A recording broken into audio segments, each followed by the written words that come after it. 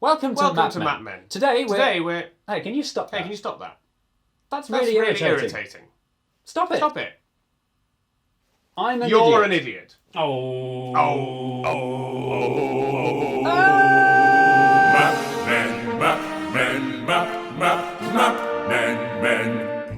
Today we're talking about the thorny issue of map copying. As everyone knows, it's not a nice feeling when you've worked very hard on something and somebody steals it. Like that time I painstakingly drew a fake map of the India-Bangladesh border and it turned up in an episode of Geography Now. In the olden days, map making was an expensive and time-consuming business. When Phyllis Pearsall created the iconic A to Z of London in 1936, she had to get up at 5 a.m. and walk around for 18 hours every day writing down all the street names. But thanks to Phyllis's hard work, if I want to make my own map of London today, all I have to do is copy her map and then give it a catchy title like the top-to-bottom alphabetically indexed map of London, and I'll be rich. No, you won't, Snookums. If you try that, you'll be found out. How? Because the A to Z, like many other maps, is filled with trap streets. Did you just call me Snookums? Trap streets are unique and deliberately wrong little details designed to cause no problem to the map user, but a big problem for anyone trying to copy it. Sometimes the cartographer will make a road more bendy. Or they'll deliberately spell one of the names wrong. Or, most excitingly, they'll add completely non-existent places. Excuse me, does your map show the village My Girlfriend? Of course, it's here on page 5. Aha! You stole my map! My girlfriend doesn't exist. It never has and never will. Clever in theory, but are there any real examples from real map history of where this has really been done? There really are. In 1936, the official map of Boulder County, Colorado contained the fictional Mount Richard, the name of which was chosen at random by the map's creator, Richard Ciacci. Another. In 1936, Hang on. a couple of... That's the third time 1936 has come up this episode. How strange. I used to live at number 36. And I'm thinking about the number 36 right now. Spooky. In 1936, Esso created a fake town called Agloe on this empty spot on their map of New York State. But then, in the 1950s, a shop was built on that spot, and the owners, looking at the Esso map, decided to call it the Agloe General Store. Years later, another map company called Rand McNally tried to copy Esso's map, and then Esso tried to sue them. But the joke was on Esso because, thanks to the general store, Agloe had now become a real place and the case was thrown out. Another, more recent one. In 2011, I love how recent that is. the AA were caught copying an Ordnance Survey map and were forced to pay £20 million worth of justice. Apparently the traps on the OS maps were so sophisticated it allowed copycats to be caught without publishing anything really inaccurate. OS said, "There are some publishers who put deliberate mistakes in their maps. We don't do that."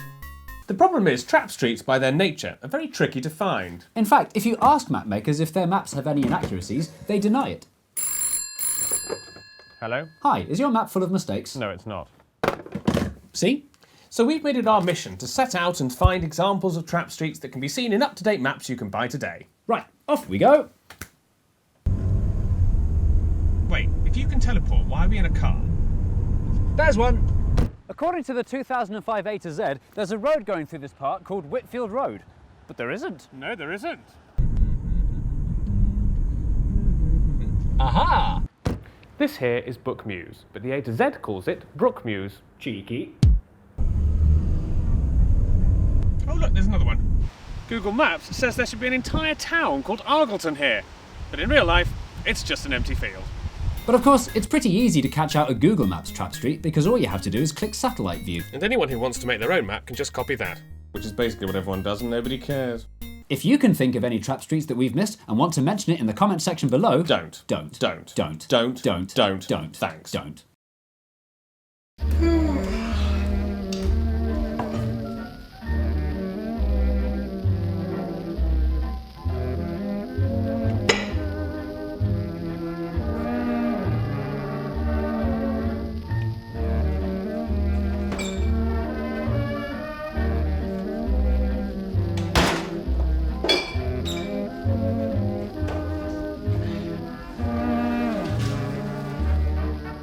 Jay, why are there countries in my cereal? Those are my passwords. What?